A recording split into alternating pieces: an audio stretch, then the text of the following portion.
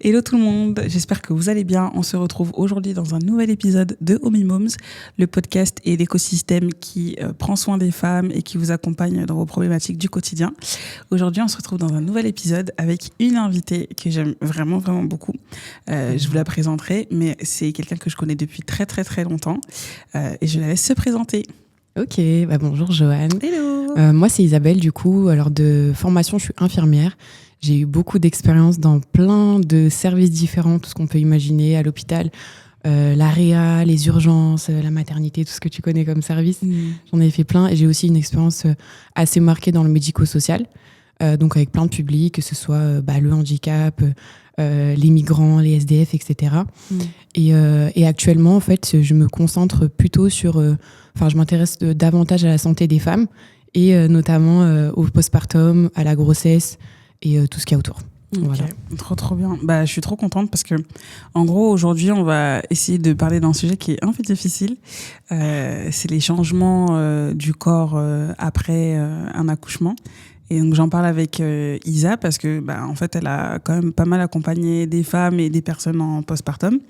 Et l'idée, c'est un peu d'avoir son expertise sur tout ça et de pouvoir en parler. Donc, voilà. Yes, let's go. Let's go. Moi, déjà, avant de commencer, je voulais dire quand même que c'est un sujet que je vois passer souvent sur les réseaux, mais de manière hyper péjorative, hyper négative. Je sais pas si toi aussi ça te fait ça. Ouais. Peut-être que moi, c'est mon algorithme qui est du coup comme ça. Mais en vrai, je vois toujours, tu vois, des femmes qui sont... qui par rapport à tout ce qui est la grossesse, etc., qui sont vraiment en mode... de plus en plus négative sur le fait d'avoir un enfant, que c'est une charge mentale, que c'est, tu vois, que c'est que du négatif. Alors oui, il y a des changements physiques qui sont pas évidents, tu vois. Mais il y a aussi, je trouve que le corps de la femme, il est aussi hyper bien fait, hyper... il y a de la souffrance, hein, tu vois, on va pas se mentir. Il y a de la douleur, etc. On sait comment les choses sont faites. Mais il y a quand même quelque chose de beau dans le fait de donner la vie. Et je trouve que maintenant, aujourd'hui, ça se résume que en ah ouais, mais si vous avez un enfant, vous allez avoir ça. Tous les aspects un peu négatifs que tu peux avoir autour d'une grossesse. En fait, le truc, c'est que si on s'y prépare davantage, tu vois, si tu sais en fait à quoi t'attendre, c'est comme tout. Tu vas beaucoup plus l'appréhender d'une manière plus différente et du coup tu seras beaucoup plus tranquille. Ouais, exactement. Donc voilà, je trouve intéressant de savoir à quoi t'attendre, qu'est-ce que ton corps va vivre, parce qu'il y a aussi en fait, tu vis plein de choses déjà dans ton corps, aussi dans intérieurement, tu vois, psychologiquement et tout. C'est à la grossesse, c'est une étape, tu vois. Moi, j'ai pas encore vécu ça, je sais que toi, oui, mais je l'ai vu et je sais que c'est une étape. Il y a vraiment un avant-après, même dans ton identité. Enfin bref, il y a plein de choses qui se jouent là-dedans. Et je pense que le fait d'y être préparé, tu vois, moi, c'est quelque chose que, par exemple, je sais que si ça arrive un jour, tu vois, si j'ai la chance de vivre ça, en fait, je serai plus préparée et donc j'appréhende moins. Je sais que ça va être quand même un truc, tu vois, conséquent, c'est quelque chose, voilà. Mais voilà, je pense y être plus préparé, c'est quand même... c'est quand même cool. L'idée, c'est de se dire que, alors, pour parler un peu de mon expérience, moi, je suis une très mauvaise élève.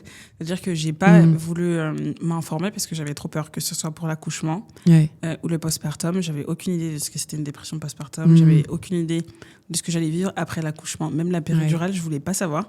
Parce qu'en fait, ça m'effrayait. Et j'avais un algorithme qui parlait de certaines choses et qui était flippant. Donc, en fait, j'avais carrément mis dans mes options de pas avoir d'accouchement, de tout ce qui était... Même, je voulais pas forcément voir de vidéos de bébés, etc. Parce que j'avais envie de vivre... j'avais envie de vivre toutes les expériences selon mon prisme et pas selon c'est horrible, etc. J'avais vu une vidéo qui m'avait traumatisée. Je crois, je sais plus si c'était TV5 ou M6 ou je sais plus c'était quelle chaîne, mais qui en fait c'est, tu sais, les urgences qui suivent les mamans qui vont accoucher. Ouais, c'était l'émission Baby Boom, là, des trucs comme ça. Et en fait, j'avais vu une femme gueuler, genre vraiment hurler de douleur, etc. Et les caméras étaient en pleine immersion et tout. Et j'étais en mode, moi je peux pas... j'ai pas envie de regarder des trucs parce que ça me fait peur. Et du coup, c'est vrai que quand je suis arrivée à l'accouchement, il y a plein de trucs que je savais pas. Et que, en fait, j'ai un peu regretté parce que j'aurais voulu savoir ce que c'était... pourquoi je saignais autant, pourquoi on m'avait parlé de l'épisiotomie. En fait, quand je suis arrivée à l'accouchement, bref, je vais pas donner les détails, mais voilà, j'étais en train de pousser. Et à un moment, t'as le médecin qui dit ah non, vous inquiétez pas, elle a pas besoin d'épisiotomie, la tête, elle sort. Et j'étais en mode, qu'est-ce que vous racontez? Il me dit, non, vous inquiétez pas, on va pas devoir couper une partie de votre vagin. J'étais là, quoi? Et en plus, tu sais, j'étais alors j'étais pas sous casque, mais j'avais le petit bouton pour augmenter la dose et tout. Si j'avais mal. Du coup, en fait, j'étais vraiment perchée. Je comprenais rien à ce qu'il disait. Et dans les quand vapes j'ai entendu, on va pas couper un bout de son vagin, c'est pas comme ça qu'il l'a dit, mais j'étais en mode, mais ils sont fous, qu'est-ce qu'ils vont faire? Bah oui. Ce qui fait que c'était du stress. Charcuterie, quoi. En plus du fait qu'il fallait pousser, etc. Tu vois. Et c'est vrai qu'aujourd'hui, avec du recul, je pense, en tout cas, je conseille de quand même s'informer sur les changements qui peuvent arriver. Clair. Parce que c'est vrai que j'ai été surprise sur certains trucs. Donc, du coup, par rapport à tout ça, je pense vraiment que je conseille aux femmes de se préparer. Et est-ce que, par exemple, on peut parler, tu vois, du ventre, déjà, de tous les changements par rapport au ventre, le fait que, par exemple, quand j'ai accouché, je pensais que j'allais retrouver mon ventre en direct. En fait, je me suis dit, si le ventre est gros, c'est parce qu'il y a le bébé. Et du coup, le lendemain de l'accouchement, je me suis dit, mon ventre, il n'y a plus personne là. Pourquoi il est encore gros? Et en fait, j'avais le même ventre de grossesse juste après l'accouchement. Donc déjà, est-ce qu'on peut parler de ça? Bah oui, clairement. En fait, en vrai, c'est logique de penser comme ça. Parce que tu te dis, en fait, t'as expulsé quelque chose, c'est ça qui faisait la forme. Non. Et moi, tu sais, quand j'étais étudiante infirmière, au début, j'avais fait mon premier stage en maternité. Enfin, un de mes premiers stages, c'était la maternité. Et moi, pareil, j'ai posé la question à l'infirmière, je dis pourquoi... en fait, je suis arrivée dans une chambre et j'ai vu une femme avec son ventre encore hyper gonflé, tu vois. En fait, c'était les suites de couches. Donc, je comprenais pas. J'ai dit, mais elle va accoucher ou, tu vois, ou elle a déjà accouché. Et des fois, en fait, tu te rends compte que déjà, ton utérus, il fait à la base 60 grammes, tu vois, un truc comme ça. Du coup, il grossit. À la fin, ça fait 1 kilo. T'imagines bien que 1 kilo de poids d'utérus, juste l'utérus, sans rien dedans et tout. En fait, le temps que ça se remette en place, ça peut pas dégonfler en un jour. Sachant que ton ventre, il a grossi petit à petit, etc. Ça peut pas dégonfler. Donc ça, c'est la première chose. Ton utérus, qu'on appelle l'involution utérine. En gros, c'est ton utérus, il reprend sa forme initiale, mais ça prend minimum 2 semaines, tu vois. Donc au début, ça va, tu vas sentir que, en fait, dedans, ça se réduit, etc. Et voilà, ça reprend sa forme, mais il faut pas s'attendre. En plus, tu sais, il y a une pression sociale un peu du ventre plat. Il y a des filles chez qui ça se remet super vite, etc. Surtout les sportives, parce que ça. Et la cécité. Voilà, etc., tu vois. Donc ça. Enfin, vraiment, ça, c'est normal. C'est normal. Et deuxième chose, c'est que quand ton ventre grossit, tu as aussi tes muscles là, que tu vois, les abdos, quand on en a. Je doute pas que tu en aies. Tu sais, c'est les grands droits, donc c'est les abdos qui sont super. Ceux que tu vois, en fait, plus en avant. En fait, quand ton ventre grossit, ils s'écartent, tu vois, ils sont comme ça, il y a un écart entre les deux et ils s'écartent comme ça. D'accord, ouais. Et ça, en fait, le temps que ça revienne aussi, ça met un certain temps et ça fait une impression de ventre un peu plus gros, tu vois. Donc ça se remet. Et d'ailleurs, il y a une complication qui s'appelle la diastasis. Et c'est quand, en fait, tu vas voir la sage-femme une fois que tu as accouché qui va venir et qui va voir l'écart. Si en gros, c'est toujours, s'il se remet bien, etc. Et la diastasis, si tu veux, c'est ce qui se passe quand ça s'écarte. Et la complication, c'est que pour certaines femmes, ça se remet naturellement, mais pour certaines femmes, ça va pas se remettre naturellement. Et du coup, tu vas devoir passer par soit une opération chirurgicale. Ouais. Après, c'est pas un gros truc. C'est pas une maladie, c'est juste. Non, c'est ça, c'est une complication. Ça veut dire que ça peut arriver, c'est rare, mais voilà, faut s'attendre à ce que ça puisse arriver. Et en général, c'est quelque chose, c'est pour ça qu'on incite beaucoup à faire du sport avant, parce que déjà pour le périnée, ça va être beaucoup mieux. Avant la grossesse ou avant Avant la grossesse et même après. Après, il faut faire attention à ces mouvements après, bien sûr, tu vois, pas forcer, etc. Mais tu as des mouvements, tu as des exercices qui existent justement pour aider à remettre un peu plus vite. Tu vois. Le ventre. Ok. C'est super intéressant. Parce que c'est vrai que... moi, je me disais, comme je l'ai dit tout à l'heure, que je pensais que le gros ventre, c'était dû au fait qu'il y avait un enfant.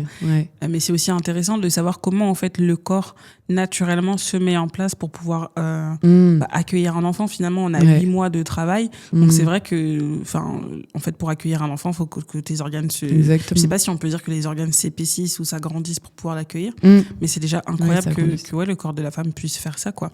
Et il y a un autre phénomène dont je voulais parler avec toi, parce que du coup c'est un truc qui m'a un peu trauma, les saignements après l'accouchement. Les saignements après, je sais pas si c'est dans l'ordre, mais les saignements après l'accouchement, alors juste pour raconter, je ne savais pas que moi je pensais saigner pendant l'accouchement.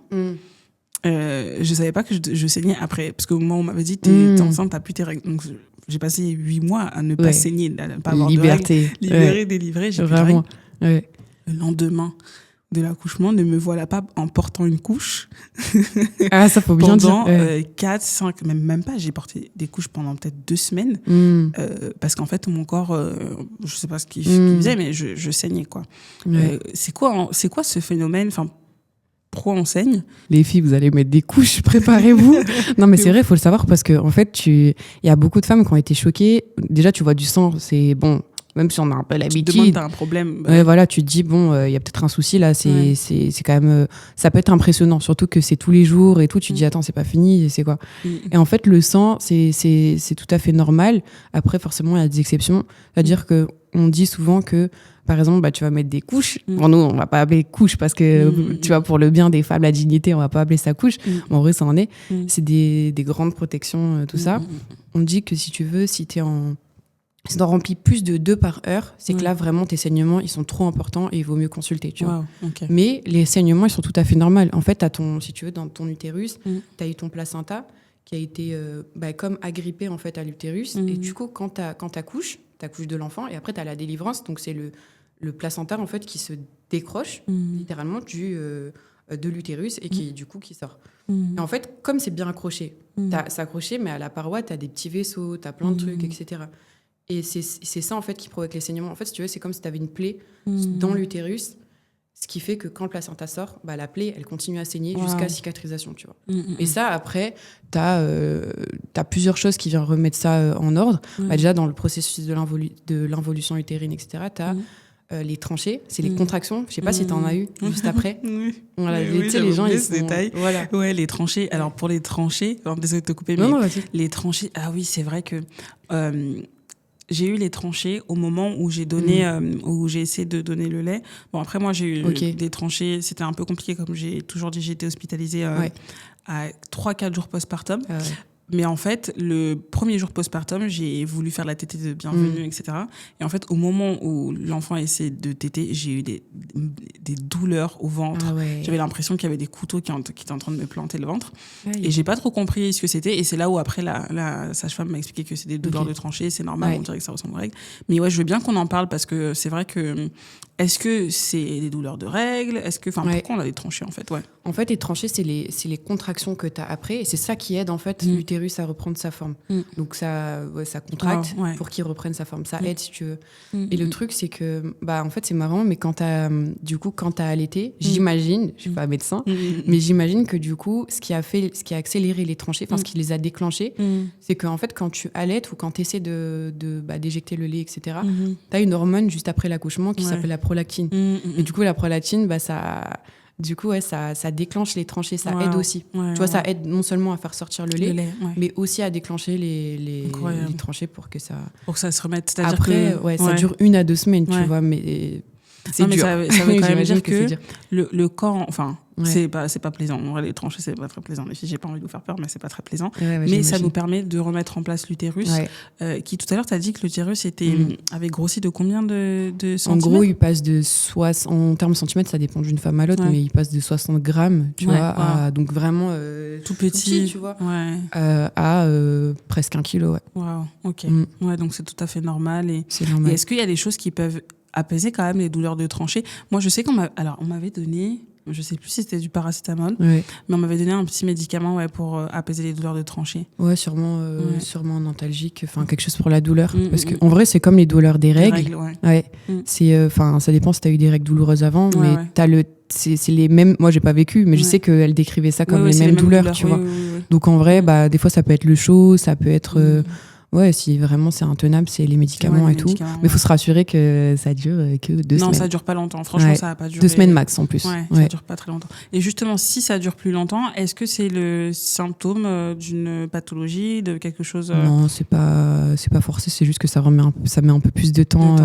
Et en fait, ce qui peut aussi changer un peu le processus des changements d'encore, c'est tout ce que tu vas prendre après, contraceptifs, si tu prends déjà des médicaments, ça peut venir interagir, tu vois, sur la durée, mais en vrai, non, il y a très peu de complications au niveau des tranchées. Mais c'est bon à savoir. Et tu vois, même le truc des lochis, donc des saignements, en fait, faut faire vraiment attention parce que du coup, si ça excède vraiment, si tu saignes et c'est limite hémorragique, etc., bah là, en fait, il va falloir que peut-être tu consultes parce que ça peut être un bout de placenta qui est encore dans l'utérus, tu vois. Et il faut faire très attention aussi après, c'est les sages-femmes en général qui le font ou qui préconisent, mais si tu as une odeur qui est particulière, etc., ça veut peut-être dire que ça s'est infecté. Donc ça, faut faire vraiment attention. A priori, les seules complications. Après, là, je suis généraliste. C'est vraiment les trucs que tout le monde a. C'est vraiment généraliste, mais après, tu as forcément toujours plus de complications. Comme dans la grossesse, tu vois, tu as 10 000 cas de grossesse différents. C'est ça, tu vois. Mais en tout cas, l'idée, c'est de se dire que les tranchées, c'est normal. Que ça fait un petit peu mal, mais que c'est pour que l'utérus se remette. Et ensuite, que les saignements durent. Combien de temps généralement ? Les saignements, ça peut aller, franchement, c'est entre 1 mois et demi et 2 mois. 1 mois et demi et 2 mois. Si on se rend compte que ça fait vraiment longtemps qu'on a des saignements consultés. Mais moi, par exemple, je sais que la sage-femme qui venait à la maison, elle touchait un peu mon ventre pour vérifier si tout allait bien. Parce que moi, j'arrivais pas trop à déterminer est-ce que c'est normal que je saigne ou pas. Bah oui, bien sûr. J'étais en mode, elle me disait, vous avez rempli la couche ? Je disais, non, j'ai pas rempli la couche. Donc je sais que les professionnels de santé font quand même très, très attention. Donc voilà, faut pas s'inquiéter non plus si on sait que c'est normal, quoi. Juste donc odeur particulière, faut faire attention. Et si y a vraiment si on remplit vraiment beaucoup de couches, si c'est hémorragique, mais ça c'est comme on est un peu préparé à ça, même si on nous le dit pas, parce qu'en fait avec les règles t'as à peu près le même truc. En fait, le phénomène de contraction, tu l'as aussi pendant tes règles, c'est moins fort parce qu'il y a pas une histoire de taille, mais on l'a parce que ça expulse. Tu vois, pendant les règles c'est pareil, donc ils se contractent. Donc c'est un peu ça. Il y a juste un truc aussi, c'est que quand tu allaites, les saignements, des fois, t'en as moins. Donc ces choses-là, tu les ressens moins, etc. Parce que du coup, les hormones, elles sont pas exactement les mêmes, tu vois, en même quantité et tout. Donc ces saignements, tu peux moins les ressentir. Tu vas les ressentir, mais moins. Et t'as un pic au bout de... En fait, ça saigne beaucoup les 3 premiers jours. Après, ça se calme, mais t'as souvent un pic qui est normal au bout d'une douzaine de jours. D'accord. Donc ça, c'est normal. Voilà. Ok, bon, bah c'est bon. Ouais. C'est bon à savoir, du coup. Exactement. Il y a un autre sujet aussi dont je voulais parler avec toi. Parce que du coup, je crois que j'en ai parlé tout à l'heure au début quand on faisait l'intro. C'était l'épisiotomie. Je sais qu'on en a parlé dans un épisode du podcast avec la sexologue Elsa. Parce qu'elle expliquait que... En gros, c'était comment reprendre une activité sexuelle après l'accouchement. Et elle expliquait que pour les femmes qui ont eu une épisiotomie, c'est sûr que c'est beaucoup plus douloureux. Moi, je t'avoue, comme je l'ai dit au début, je voulais pas du tout m'informer. Ça me faisait trop peur l'idée. Comment ça, on va couper un bout de est-ce que c'est un bout du vagin ? Genre, j'étais là en mode, non, c'est pas possible. Pourquoi ? Non, on va rien couper.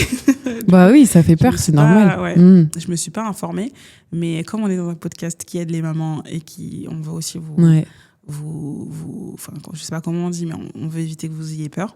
Est-ce qu'on peut expliquer ce que c'est l'épisiotomie ? Est-ce que c'est obligatoire ? Parce que du coup, moi, j'ai pas eu d'épisiotomie.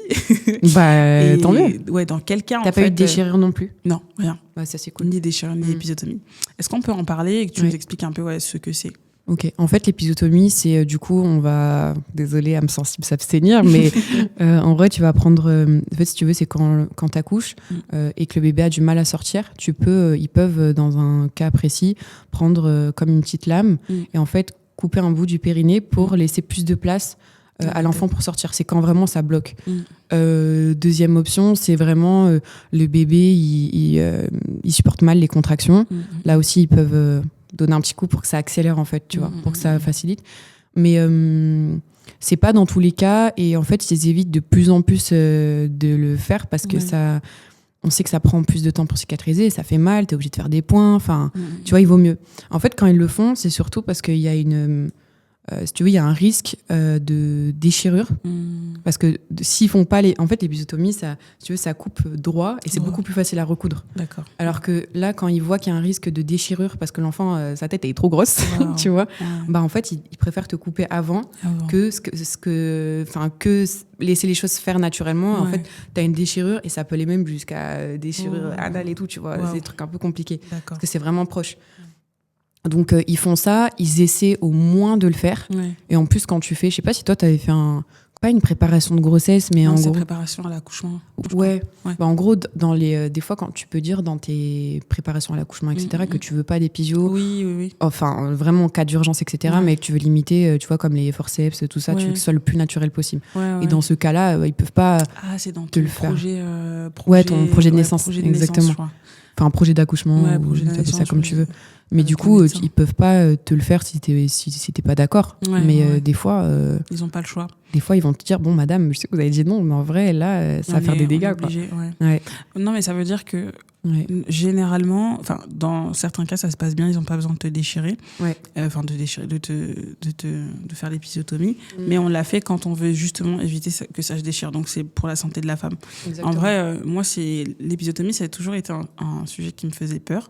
Mm. Parce que je me disais, mais est-ce que ça va me faire mal Ouais. Est-ce que je vais sentir, etc. Ouais. Mais c'est vrai que en fait, en ayant la péridurale, en fait, moi, j'ai pas senti mon accouchement. C'est vrai que avec du recul, j'aurais voulu le sentir, mais ça me soulageait de me dire que j'ai la péridurale et que je le sens bien pas. sûr, Donc, sous péridurale, l'épisiotomie, du coup, on la sent pas, du coup. Tu la sens moins. Après, en général, ils t'endorment la zone qui vont. Ouais, ils te la font pas à vif. Non, ils vont. C'est arrivé, hein.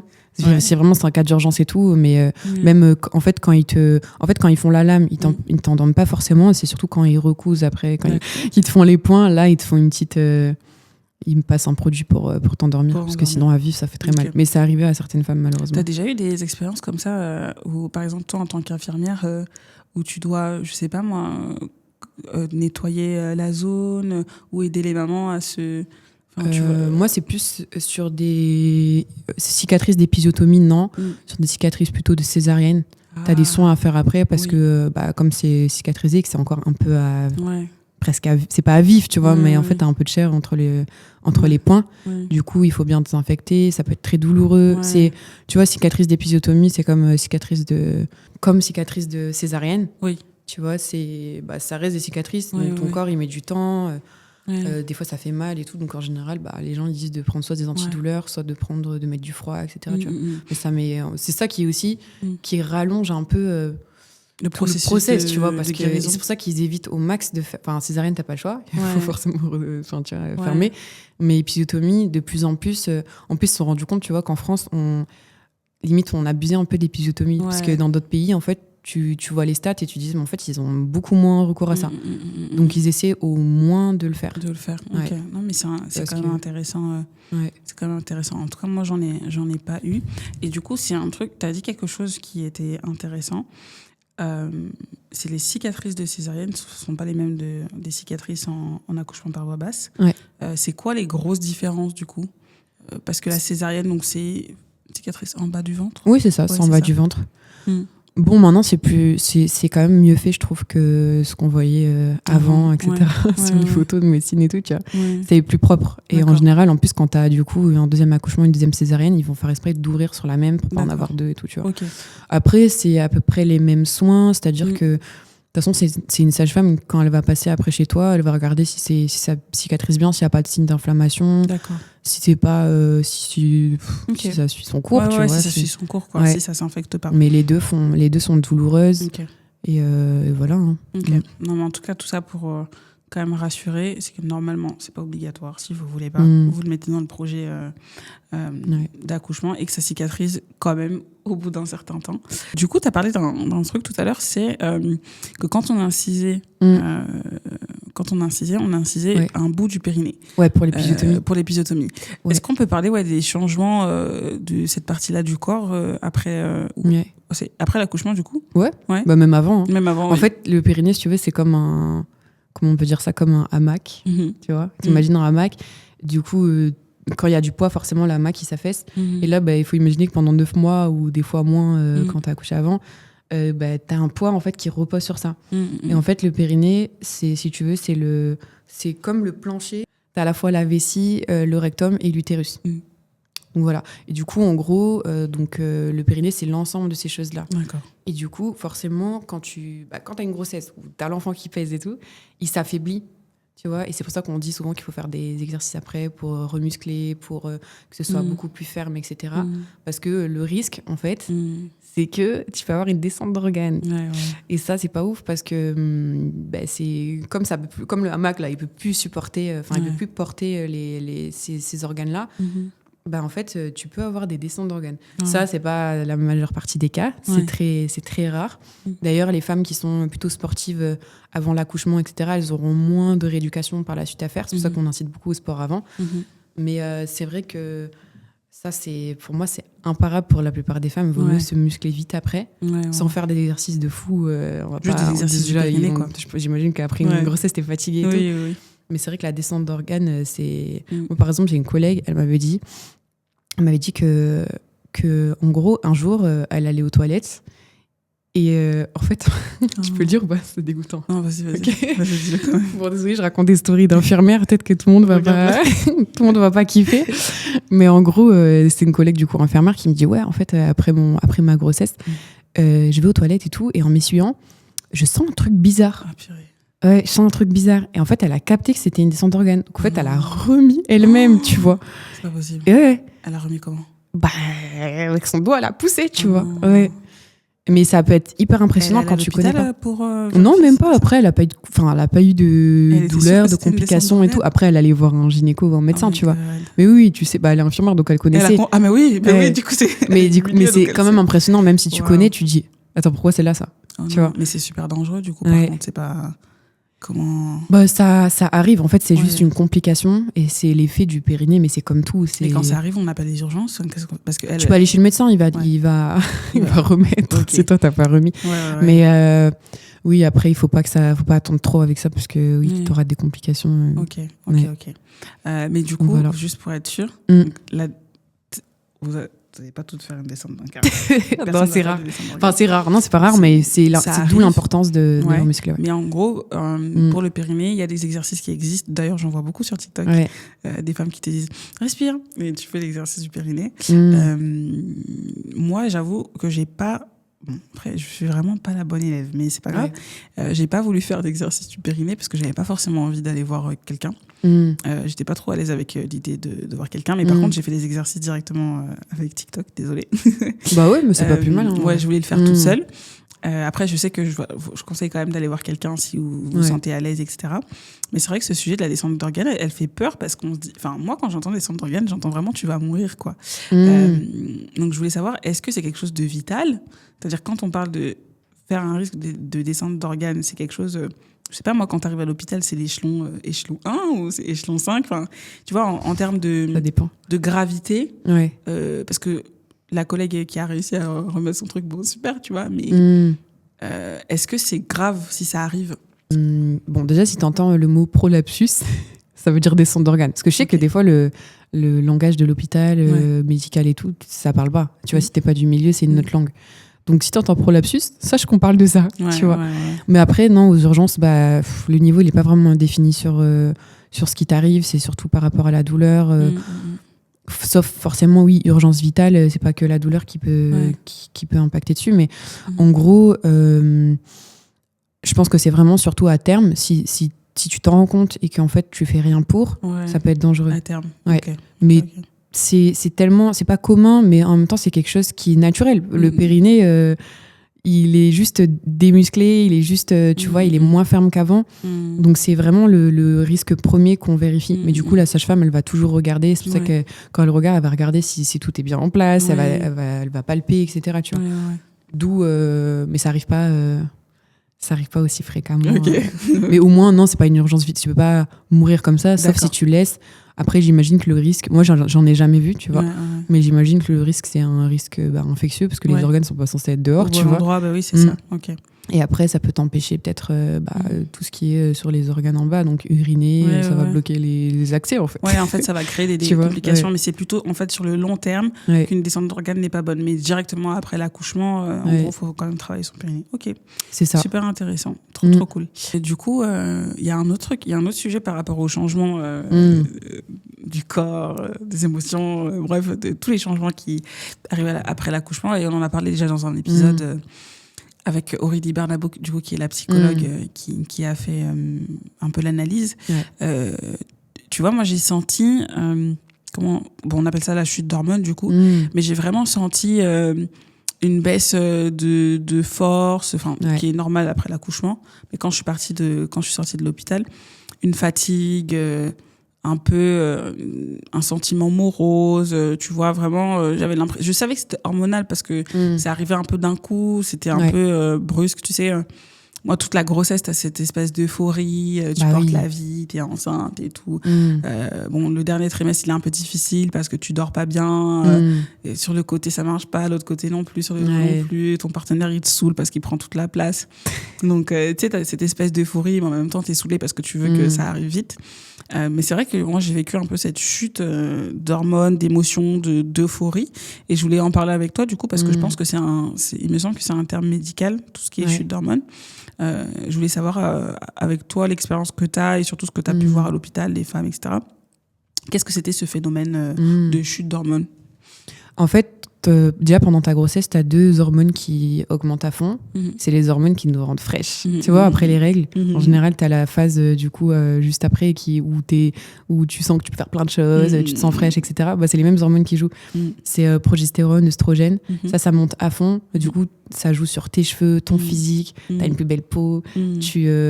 Moralement, ça va mieux. Tu vois, c'est des hormones en fait qui aident à t'apaiser, à toutes ces choses-là, tu vois. Ouais. Et du coup, quand t'accouches, ces hormones-là, elles baissent d'un coup, chute d'hormones, c'est ça qu'on appelle chute d'hormones. Et ça influe sur plein de choses, ça influe sur ton corps, mais ça influe aussi moralement, c'est là qu'on parle de, je pense qu'avec Aurélie, vous en avez parlé, baby blues, etc. Ouais. C'est pas tout le monde qui passe par là, mais en fait, c'est 60 à 80%, tu vois, donc c'est quand même beaucoup de femmes. Ouais. Et en plus, c'est pas tout de suite, des fois, c'est 3 jours après. Tu vois, en général c'est même 3 jours après, 3 à 5 jours après, c'est vraiment le temps que la chute elle se fasse. Et du coup tu comprends rien parce que chute d'hormones tu peux aussi en avoir avant tes règles et tu comprends qu'en fait ça joue énormément sur ton moral, sur ton humeur, tu vois pas du tout les choses pareilles, tu dis qu'est-ce qui m'arrive, en plus t'as tout qui se confronte, en plus t'as un enfant à côté à gérer et tout, et en plus il y a des femmes qui sont maman solo, tu vois, donc j'imagine même pas, ça doit être super dur. Et donc voilà, tu as ça, mais en même temps, à côté, tu as donc œstrogène, progestérone, etc. Ça joue du coup pendant ta grossesse sur ton physique, ton moral, la sensation de bien-être. Et du coup, tu imagines bien que quand t'enlèves ou que ça baisse d'un coup, ça va jouer sur tout ce qui est ta libido, t'en as moins, t'es énormément fatigué, tu peux avoir des cheveux hyper cassants ou qui tombent, une chute de cheveux de ouf. Tu peux avoir il y a plein de symptômes autour de ça qui sont en fait naturels et totalement expliqués scientifiquement par le fait que tu as moins d'hormones. Mais c'est ouf parce que c'est un truc aussi où ça amène le baby clash. En fait, est dû parfois au fait que la femme naturellement a moins d'hormones. Donc messieurs, ceux qui accompagnent, sachez que c'est tout à fait normal. Mais tu vois, ça c'est un truc qui me touche un peu parce qu'on n'est tellement pas informé sur scientifiquement qu'est-ce qui se passe dans le corps de la femme, qui explique que si tu lui demandes quelque chose ou même si tu fais rien, juste tu te poses à côté d'elle, ton odeur la saoule, toute ta présence la saoule, c'est parce qu'en fait elle a une baisse d'hormones qui fait que naturellement elle est plus fatiguée et de toute façon tout court, l'accouchement tout court elle est fatiguée, mais en plus de cette baisse d'hormones, donc c'est fou, t'as déjà l'accouchement, le fait d'avoir poussé, le fait de pas avoir de sommeil et en plus de ça t'as les hormones qui disent bye bye on s'en va qui se battent. Donc c'est fou tu vois, mais ça explique aussi tout ça et je pense que c'est important qu'on qu'on parle de ce sujet maintenant parce que tu as aussi beaucoup cette culpabilisation sur les femmes. On attend énormément des femmes après un accouchement qu'elles gèrent le bébé, qu'elles y arrivent tout de suite alors que tu as quand même passé 8 mois à porter la vie. Tu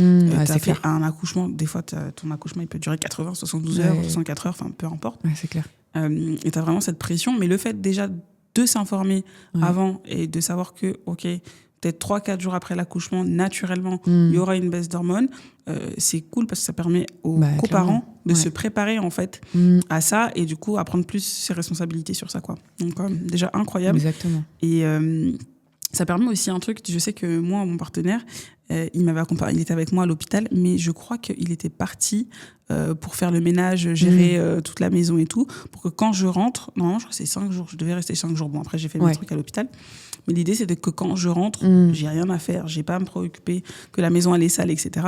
Et c'est ouf parce que du coup, pour la prochaine grossesse, si jamais il y en a une, je sais ce que je vais mettre en place. Il y aura. Oui, il y aura. On verra. Ouais. Mais je sais ce que je mettrai en place pour éviter du coup que j'ai cette des clashs en fait, des clashs qui sont dus au fait que ma go, tes hormones, ils ont dit bye bye, en fait, on revient plus tard. Donc, en vrai, tout ce que tu peux préparer avant, prépare-le avant. Hein, tu vois.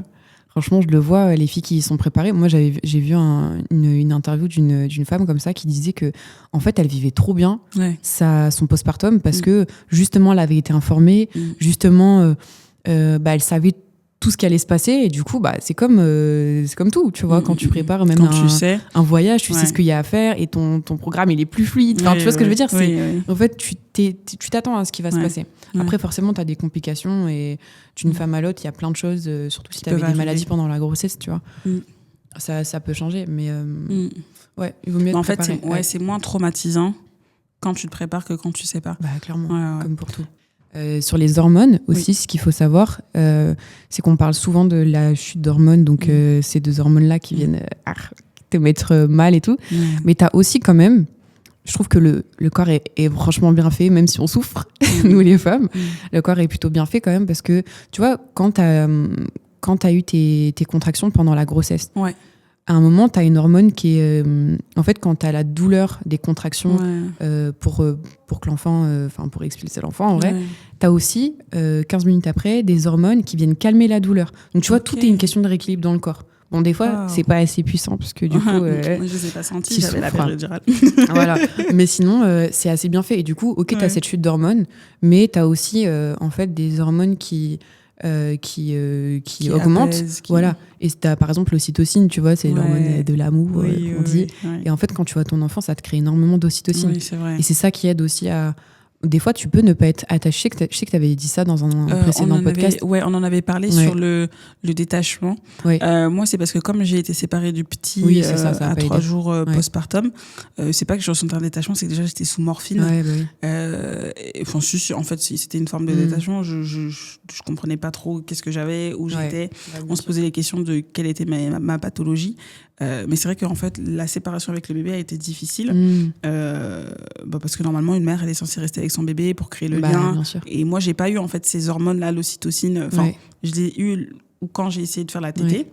Et après, j'ai été très vite envoyée en soins intensifs, donc j'ai pas eu tout ce moment, ce temps avec le bébé. Donc c'est vrai que quand je suis rentrée à la maison, j'avais ressenti ce détachement, mais qui est pas resté très très longtemps, parce qu'en fait, quand je voyais mon bébé, je le trouvais, il était trop beau en fait, il était magnifique. Et c'est vrai que du coup, je pense que j'ai quand même eu de l'ocytocine parce que à chaque fois que, en fait, c'est trop bizarre. Je sais plus avec qui j'en ai parlé, mais à chaque fois que je voyais mon bébé, j'avais envie de le manger. Enfin, je sais pas si c'est chelou, mais j'avais envie de le protéger, de tout faire pour lui. Mais en même temps, il était tellement mignon.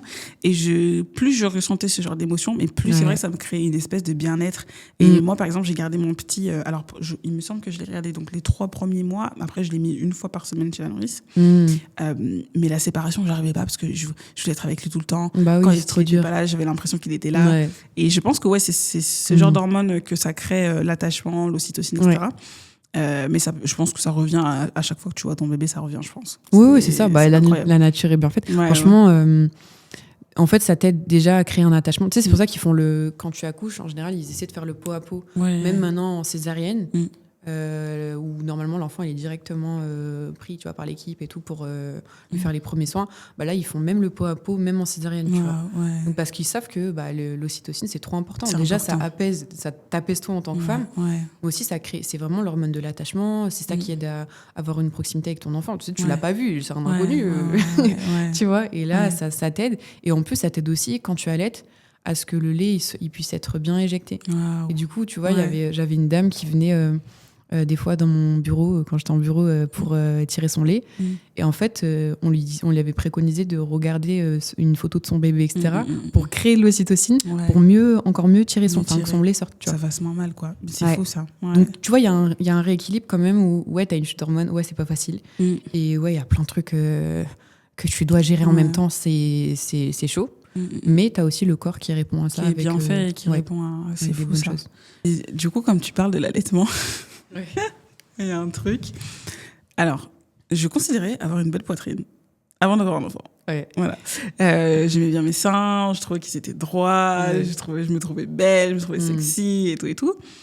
J'ai fait ma grossesse. Pendant la grossesse, je trouvais que mes seins, ils étaient incroyables. Ils avaient triplé. Je suis passée d'un bonnet B à un bonnet D et je trouvais ça incroyable. Et en fait, après l'accouchement, catastrophique. Et même actuellement, aujourd'hui, j'ai encore du mal à accepter ma poitrine. Parce que mes seins étaient tout tombants. Comme j'ai pas pu allaiter, enfin, j'ai fait la tétée de bienvenue après, hôpital, etc. J'ai pas pu allaiter. Mes seins sont tombés. Et franchement, c'était vraiment difficile, ce changement corporel. Déjà, t'as la prise de poids, t'as tout ça. Mais les seins, c'est un truc, tu vois, voilà, ça fait partie du désir, etc. C'est vrai que c'était très difficile pour moi de me dire, purée, là, genre là, j'ai plus de seins, là. Je suis passée d'un bonnet B à D, et de D à A. Je me suis dit, mais c'est pas possible. Ah ouais, carrément? En fait, mes seins, ils ont vraiment rapetissi. Enfin, Après, comme j'ai été en soins intensifs pendant 2 semaines, j'ai énormément maigri. Oui, ok. Donc en fait, tout est parti. Même mes fesses, tout était parti. Après, j'ai repris un petit peu. Là, j'ai repris ma taille. J'ai repris ma taille B. J'aurais espéré qu'elle revienne à D parce que c'est assez beau. Mais c'est vrai que c'était un peu compliqué. Et j'en ai parlé avec plein d'autres mamans. Okay. J'en ai parlé notamment avec une copine. Moi, j'aimerais bien, franchement, un jour me refaire faire les seins parce que, en fait, je me dis que là, actuellement, je suis pas très satisfaite de mes seins et je sais que quand j'aurai un deuxième enfant, ça va aussi tomber, tu vois. J'ai les seins qui sont un peu tombants. Pour l'instant, j'accepte parce que je me dis, bon, c'est la nature qui fait ça, mes seins sont comme ça. Mais c'est vrai que j'ai encore du mal avec ce changement physique-là.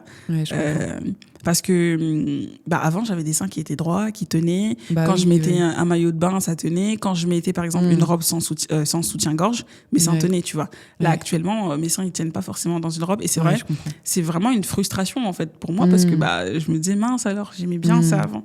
Et je peux plus forcément mettre les mêmes vêtements parce que mes seins tombent. Maintenant, les gens, ils s'en foutent. Mais c'est juste, moi, j'ai encore du mal, j'avoue, avec mes seins d'avant, mes seins pendant la grossesse et mes seins aujourd'hui. La partie que je préférais, c'était pendant la grossesse parce qu'ils étaient énormes. Mais c'est vrai que c'est un sujet qui est difficile. Et toi, est-ce que tu as pu voir ça à l'hôpital avec les mamans ou même dans ton entourage ? C'est vrai que c'est un sujet où tu sais que de toute façon il y a un avant-après dans ton corps. De toute façon, tu vois. C'est pas, des fois c'est pas les seins, mais c'est autre chose. Et ça, j'avoue que vaut mieux partir dans l'idée que en fait ta grossesse, tu vas jamais retrouver ton corps d'avant au centimètre près. Mais c'est fou ça. Ça c'est clair. Juste cette phrase, elle est tellement difficile. Ouais. Après avec tu peux faire plein de choses. Le corps en fait d'une femme, je trouve qu'il est incroyable parce que il est j'allais dire extensible, c'est pas le bon terme, mais tu vois. Non, mais tu vois, on a une peau. Ton ventre, en fait, il est fait pour accueillir un enfant. Il est fait pour s'étendre. T'as forcément des vergetures, des choses qui apparaissent, etc. Mais en vrai, ton corps, tu peux le moduler aussi avec le sport, avec plein de choses. Tu vois, ça change ton corps. Donc il y a des trucs que tu vas pas retrouver avant. Et ça, c'est malheureux. Faut faire son deuil aussi. C'est aussi ça, tu vois. Mais c'est ça qui est difficile, tu vois. C'est cette notion de corps d'avant, corps pendant et corps après. En vrai, on nous dit souvent, oui, ton corps va changer, mais en fait, tu te rends pas compte quand tu y es pas, tu t'en rends compte que quand tu es dedans. Parce que même pendant la grossesse, tu vois, moi, par exemple, mes pieds, ils ont triplé. Mes doigts, ils sont devenus boudinés. Donc, tu sais, quand on te dit avant, oui, ton corps va changer, tu te dis, oui, t'inquiète, puis c'est bon, il va changer. Mais en fait, ton corps change vraiment. Moi, je pouvais plus mettre de bagues. Je suais énormément parce que du coup, je transpirais beaucoup. Et c'est un truc, c'est parti. Maintenant, je suis plus pareil, tu vois. J'ai juste pas retrouvé ma taille de pied, ça, je préfère déjà le dire. Ça, c'est ouf, quand même. Franchement. Je faisais du 42, maintenant, je fais du 43. Bref. Bon, je savais pas que ça allait arriver, mais bon, c'est comme ça. J'avoue qu'il y a tellement de trucs. Des fois, je suis trop surprise par ce que le corps peut faire. Il y a des filles qui perdent des dents, il y en a qui perdent des cheveux, après ça revient. Mais c'est vrai que tu vois, c'est un truc qu'il faut savoir pour pas se culpabiliser et se dire, purée, genre là, c'est chaud, quoi. Juste le fait, moi, j'aurais bien voulu savoir que j'allais prendre une taille de plus de pieds et j'aurais préparé déjà des chaussures. Parce qu'en fait, après l'accouchement, tout ça, le postpartum, je me suis dit, bah vas-y, trop bien, je vais me racheter les mêmes vêtements qu'avant, je vais me racheter les mêmes chaussures qu'avant. J'achète une paire de chaussures 42, la chaussure ne me va pas, je dis, c'est quoi le problème en fait? Du coup, je vais chez les hommes 43 et demi, elle me va parfaitement, je dis, mais il y a un problème. J'attends quelques mois. Non. En plus, on connaît les tailles qui s'arrêtent chez nous. C'est ça. Ça revient toujours pas. C'est un truc de ouf. Pareil pour le corps, tu vois, les vêtements. Moi, j'avais beaucoup maigri, après j'ai regrossi, après j'ai beaucoup maigri.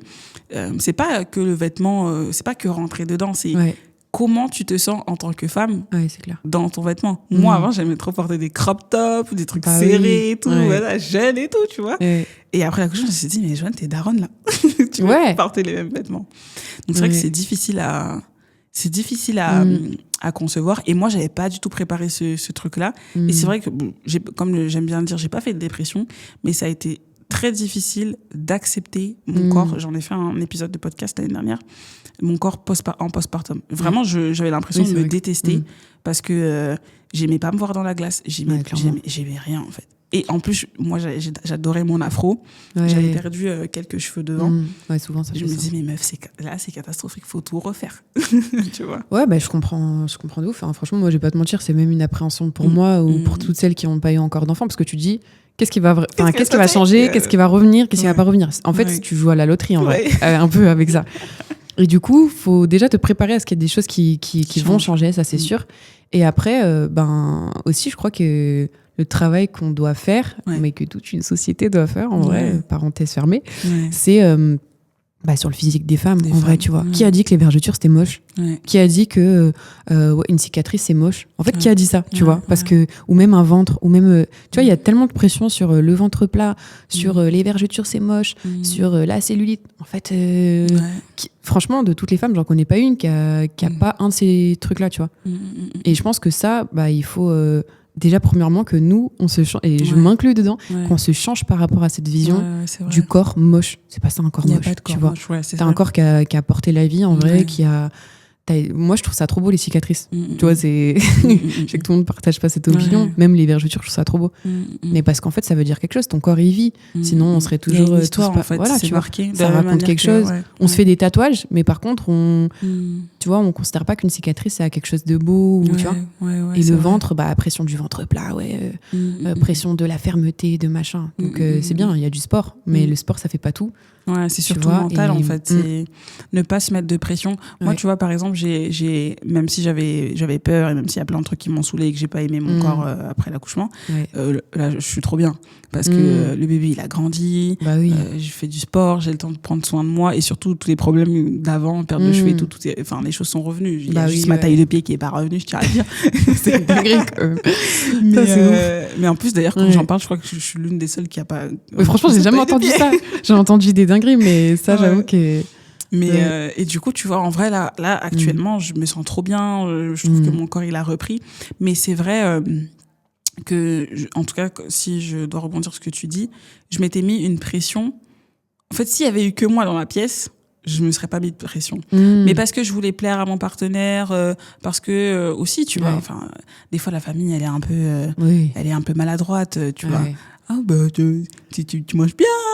Ah oui, je mange bien. Je dois nourrir quelqu'un pendant 8 mois et au-delà du fait que je mange si j'ai envie de manger, tu vois.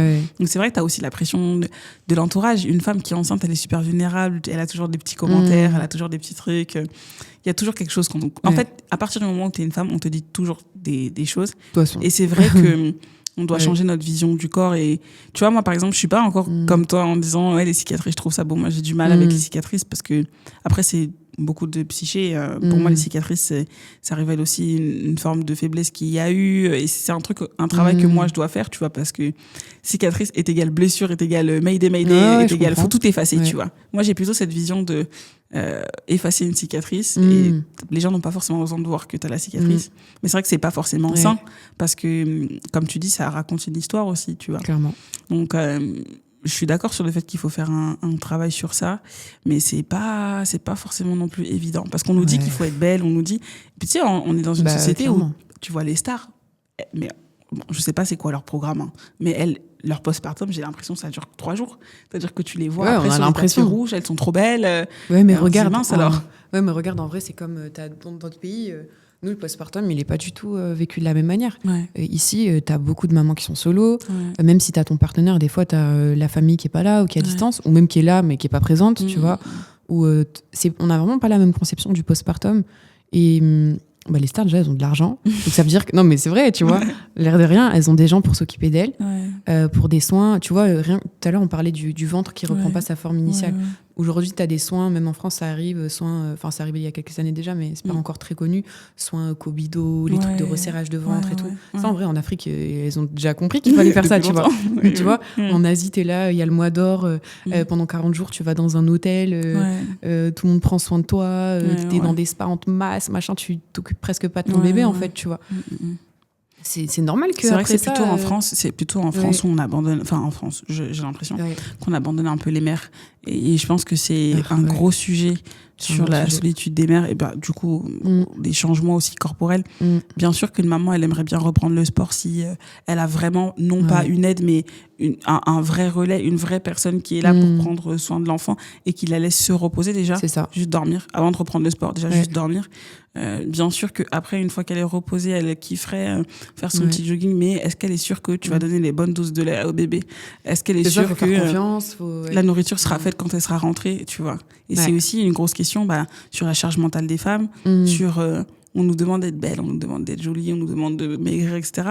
Mais derrière, est-ce que les choses sont faites, tu vois? Donc, est-ce qu'on a le temps pour ça? Ou l'argent? Non, ça c'est clair, tu vois. Et c'est maintenant, ça se démocratise un peu plus, mais les gens disent, bon, en vrai, vous restez des femmes, tu vois, avant tout. Tu vois, avant tout, prenez soin de vous, En fait, dans cette période, j'imagine que tout tourne autour de ton enfant, parce que déjà, en plus, pour un premier enfant, tu sais pas comment t'y prendre, il y a plein de choses que tu sais pas. T'as plein de... tu vois, il y a plein de trucs dans tes pensées en même temps à gérer. Toi, comment t'appréhendes le fait, justement, je trouve ça hyper intéressant, comme t'as pas encore d'enfant, comment t'appréhendes justement ce sujet du changement corporel? Comment tu te sens par rapport à ça, et c'est quoi potentiellement est-ce que tu as des peurs, c'est grave intéressant. Moi déjà, je sais que j'accouche, je prends une doula. Waouh. Je prends une doula, c'est sûr. Je me dis non, tu peux expliquer c'est quoi une doula? Une doula, c'est en gros, c'est une personne qui s'occupe de, ça peut commencer à ta grossesse ou ça peut commencer à ton postpartum. C'est une personne qui vient t'alléger dans ton quotidien, te rendre des services ou te rendre des... Enfin, tu vois, par exemple, tout bête, mais en fait, faire ton ménage, faire tes repas. T'es pas obligé de prendre une doula, tu peux faire ça toute seule, si tu te prépares bien, etc. Mais tu vois, savoir que t'as quelqu'un à côté de toi, en dehors du coparent, en dehors de ton conjoint... qui s'occupe, qui va prendre soin de toi, va prendre soin de toi et qui va te libérer du temps, de l'espace mental. Tu vois ce que je veux dire? Ça, pour moi, j'avoue que de plus en plus, je me dis, ok, c'est un tarif, mais franchement, je suis capable de faire investir. C'est ça. Tu vois, si par exemple, t'as 9 mois pour essayer de mettre de côté, tu vois. Moi, je préfère faire largement ça que, tu vois, il y en a, ils investissent 4 000 € dans une poussette de marque, tu vois. Ok, cool, mais moi, à choisir, je préfère prendre quelqu'un qui va vraiment m'épauler et tout. Et même pour le coparent, en vrai, c'est même pas que pour toi, c'est pour le coparent aussi, parce que déjà, il faut que vous vous retrouviez, j'imagine. Il faut que... pour lui aussi, tu vois, il y a beaucoup de parents qui... dans des situations que je connais, tu vois, il y a des papas qui reprennent le boulot vite, parce que il faut assurer, déjà, t'as un salaire pour deux, il faut maintenir le salaire. Et j'ai vu des papas, ils étaient en PLS. Je voyais qu'ils venaient d'avoir un enfant, alors que c'est pas eux qui venaient d'accoucher. Tu vois ce que je veux dire? Ils dorment pas. Et tu vois. Et je me dis, en fait, c'est pour vraiment enlever ce poids-là sur les parents, etc. Et du coup, te faciliter un peu plus cette période-là de transition. Tu vois, c'est un investissement, mais après, c'est pour mieux le vivre. Et après, au niveau du physique, c'est jamais facile en tant que femme pour tout ce que tu as dit avant. Franchement, c'est jamais facile, mais en fait, ça commence déjà dès qu'on est petite. Tu vois, il n'y a pas besoin d'attendre un accouchement pour qu'on vienne te dire « Ah, t'es trop ci, trop cela ». Tu seras toujours gros pour quelqu'un, trop mince pour quelqu'un, trop blanc, trop foncé. Tu vois ce que je veux dire? Donc, en fait, ça va être la continuité de la vie. Et pareil, unpopular opinion, mais en vrai, moi, je trouve que les femmes qui ont eu des enfants, elles sont encore plus belles après, pour de vrai. Je trouve que tu vois, la chose que tu dégages après avoir eu un enfant, dans la majeure partie des cas, parce qu'il y en a qui dégagent pas forcément ça, tu vois, mais je trouve que, tu vois, la douceur, le côté un peu maternel et tout, je trouve ça embellit de ouf, en fait. La douceur et tout, ça embellit de ouf. Et du coup, je me dis que ça va être une étape de vie. Aujourd'hui, j'en parle, peut-être je fais la maline. Hein. Et je me dis, je sais pas à quoi m'attendre, et en fait, je vais chialer. Voilà. Ouais. Mais en vrai, franchement, je prendrais... Ça fait partie du... Voilà, ça fait partie du process et... je pense que tu regrettes pas après d'avoir donné la vie. Quand on voit ton enfant, machin et tout, tu dis, ok, c'était dur, mais ça vaut le coup. Tu vois, tu te rattaches à ça aussi. Et nous aussi, on est passé par là pour quelqu'un, tu vois. Nos mamans ont souffert. En tout cas, moi, je suis vraiment d'accord avec ce que tu as dit. Comme je suis passée par là, pour le coup, je trouve que, en fait, la vie se remet. C'est toujours difficile la première année parce que tu as plein de transitions. Mais après, c'est que du bonheur. En tout cas, moi, j'aime mon corps maintenant. Je me sens super bien. J'ai oublié toutes les douleurs d'avant. Le seul truc qui m'énerve, c'est mes pieds. Mais ça, c'est la vie. Et puis, en tout cas, j'espère que ça vous a encouragé, les filles. N'hésitez pas à faire vos recherches et vraiment vous renseigner sur tout ce qui peut potentiellement vous effrayer. Parce que plus vous êtes renseigné, mieux vous pouvez appréhender les choses. Et puis, encore merci, Isa. Ouais, avec plaisir. Je vous partagerai son Instagram et comment la contacter en barre d'infos. Et nous, on se retrouve très bientôt pour un prochain épisode. Bye. Bisous.